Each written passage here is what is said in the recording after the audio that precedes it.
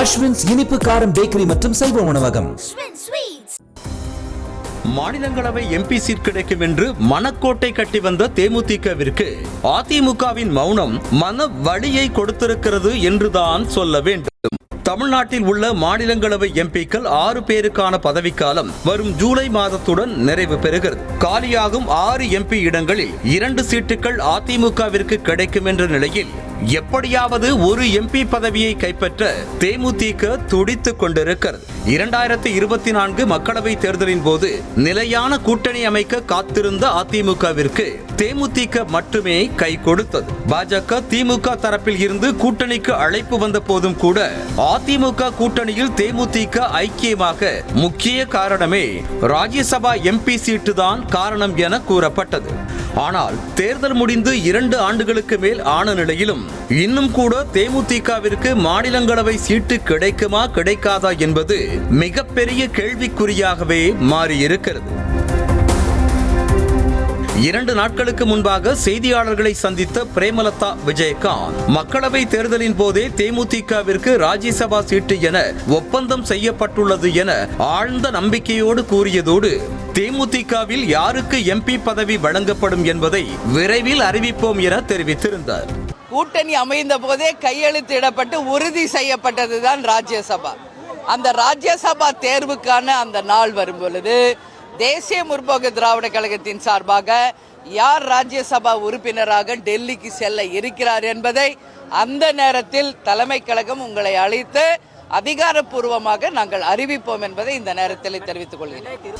தேமுதிகவிற்கு மாநிலங்களவை சீட்டு கொடுக்கப்படுமா இல்லையா என்பதே இன்னும் முடிவே ஆகாத சூழலில் அதற்குள்ளாக யாரை டெல்லிக்கு அனுப்ப வேண்டும் என்பது முதற்கொண்டு பிரேமலதா கணக்கு போட்டு காத்திருப்பது இந்த பேட்டியின் மூலம் தெரிய வந்தது.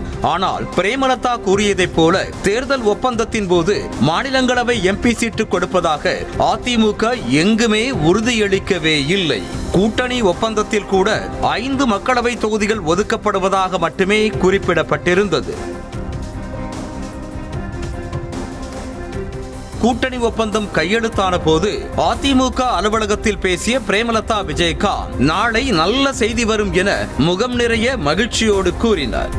ஒரு நல்ல செய்தி, வெற்றி செய்தி நாளைக்கு தேமுதிக தலைமை கழகத்தில் உங்களுக்கு அறிவிக்கப்படும். நாளைக்கு ஒரு மிகப்பெரிய ஒரு செய்தியை எங்க தலைமை கழகத்தில் உங்களுக்கு அறிவிப்போம் என்பதை இந்த நேரத்தில் நான் தெரிவிக்கிறேன். பிரேமலதா கூறியபடி மறுநாள் எடப்பாடி பழனிசாமி உட்பட அதிமுகவினர் மொத்தமாக தேமுதிக அலுவலகத்திற்கு சென்று அளவலாவி அன்பை பொழிந்தனர். ஆனால் மாநிலங்களவை சீட்டு குறித்து மட்டும் வாய் திறக்கவே இல்லை. கைக்கு எட்டியது வாய்க்கு எட்டவில்லை என்ற ஏக்கத்தில் இருந்த பிரேமலதா விஜயகாந்த் பக்குவத்தல மாத்தியாச்சு, விரைவில் நல்ல செய்தி வரும் என ரஜினி பாணியில் கூறியிருந்தார். வெத்தலை பாக்கு மாத்தி உறுதி செய்யப்பட்டாச்சு, தேதிக்கு மட்டும் பின்னாடி நாங்கள் அறிவிக்கிறோம், அதுவரை நீங்கள் பொறுமை காக்க வேண்டும் என்று கேட்டுக்கொள்கிறோம். ஆனால் காலத்தின் சோதனையோ என்னவோ பிரேமலதா விஜயகாந்துக்கு இன்னும் நல்ல செய்தி வரவில்லை போல. தேமுதிகவிற்கு மாநிலங்களவை சீட்டு கொடுக்க அதிமுக தயக்கம் காட்டி வருவதாக கூறப்படுகிறது. ஆகையால் தான் மாநிலங்களவை சீட்டு குறித்து பலமுறை கூறியும் கூட இன்னும் அதிமுக ரியாக்ட் கூட செய்யாமல் இருக்கிறது.